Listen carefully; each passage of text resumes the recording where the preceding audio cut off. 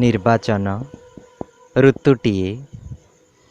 ପାଞ୍ଚଟି ଫଗୁଣ ପରେ ଯିଏ ବୋଳି ଦିଏ କାଗଜ ଅବା ଜରି ଫୁଲରେ ରକ୍ତର କେତୋଟି ରଙ୍ଗ, ବୁଣିଦିଏ ଦୁର୍ନୀତିର କେତେ ମୁଠା ଅବିର, ଆଙ୍କିଦିଏ ନାଗରିକର ମନ ଆକାଶରେ ଲାଞ୍ଛନା ଓ ପ୍ରବଞ୍ଚନାର ଇନ୍ଦ୍ରଧନୁଟିଏ।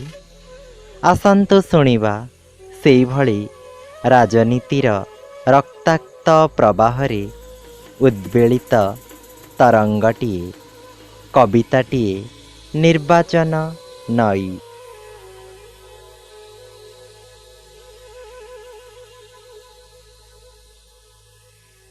ଆଷାଢ଼ର ପହିଲି ଛୁଆଁରେ ବର୍ଷାଟେ ହେଇ ମୋରି ମାଟିକୁ ଭିଜେଇ ଦିଅ, କି ବନ୍ୟା ହେଇ ଭସେଇ ନିଅ। ବୁଡ଼ିଗଲେ ବି ତମରି କ୍ଷେତରେ ହିଁ ଗଜୁରି ଉଠିବି କେଣ୍ଡାଏ ପାଚିଲା ଧାନ ହେଇ।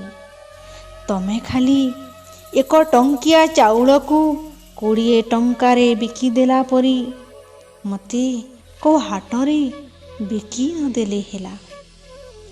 ତମେ ମୋତେ ଘଡ଼ିଏ ନ ଦେଖିଲେ କାହିଁ କାନ୍ଦି ଉଠ ଯେ ଏମିତି। ମୁଁ ପରା ସବୁବେଳେ ତମ ପାଖେ ପାଖେ ଅଛି। ରାଜନୀତିର ଦେହ ପଛେ ପଛେ ଗୋଡ଼େଇ ଚାଲିଥିବା ଦୁର୍ନୀତିର କଳା ଛାଇଟେ ପରି।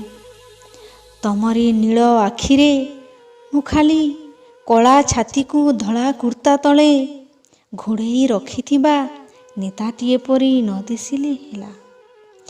ତମ ପାଇଁ କିଣିଦେବି ପରା ବନାରସୀ ପାଟ, ତାରକସି ଝୁମୁକା, ହୀରା ଲଗା ମୁଦି।